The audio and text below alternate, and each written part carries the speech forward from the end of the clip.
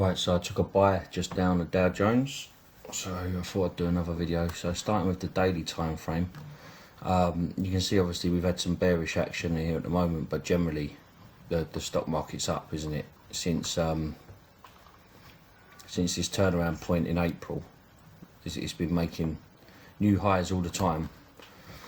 But looking a bit more in depth on the daily chart, what you can see here, we did find a top, we came down, pushed up, came down, yeah, but we have had a little bit of a transition because we did break structure with this candle, or at least a short-term high. Because what you've got this bearish engulfing candle. We wicked down into this position here, which is a bit of a mundane area really, but then from this point we pushed up, and then when this candle opened up on Friday, it came down, filled in this bit imbalance and closed here. So I didn't close lower than this candle. So you've had your two candlesticks up like here, but this candle, for example, closed all the way down here, ready for the next push down. Same as here, we had this push up, but it came back down. But this is starting to look like it might turn, and then obviously price opened up today, and it's been bullish for the majority of the day. Looking at H4. Can't remember if there was anything I marked up on a H4, maybe not, but obviously you got this huge push down, so that's a great area to mark up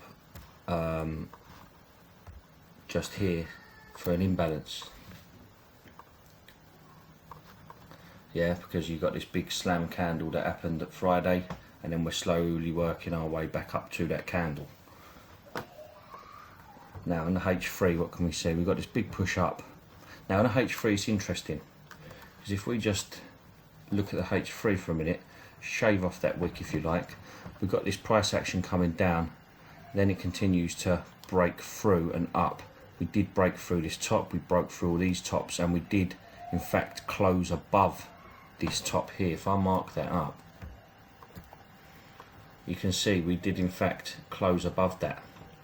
Now once we closed up, obviously you could say that it's coming and picking up orders from here, but H3 did push up.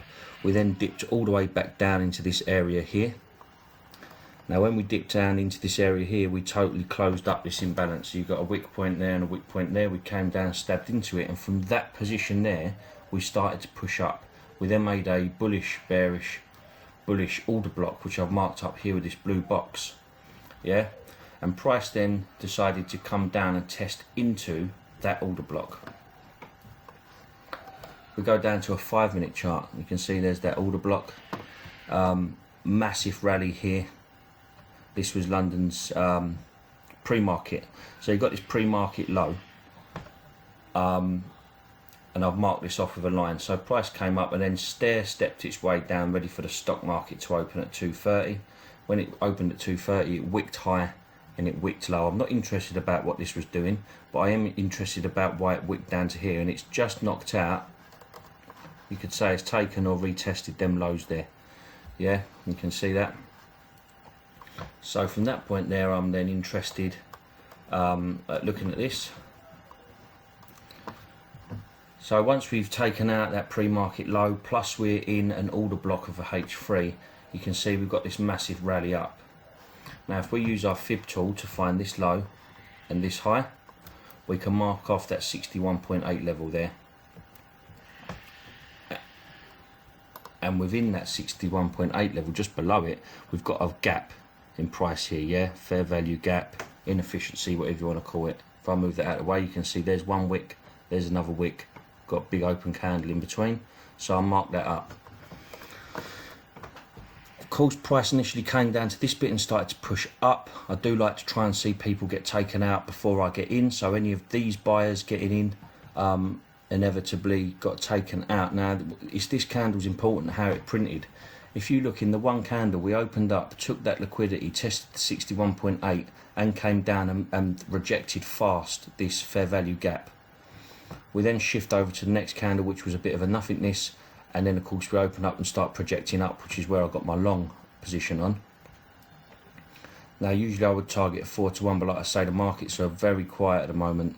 The moves are happening if you look at them, but it's the distance they're travelling isn't great. So I just went for the 1 to 3 here. see if I can mark it up the same as I had it. Something like that. It was somewhere around there, something like that. And I didn't have a bearish candle. So yeah, one bit of me was thinking take the 4R, try and make new highs, which we would have done. But the other bit of me, if I'm getting a bullish print like this, print, if it hits 3, I'm taking it.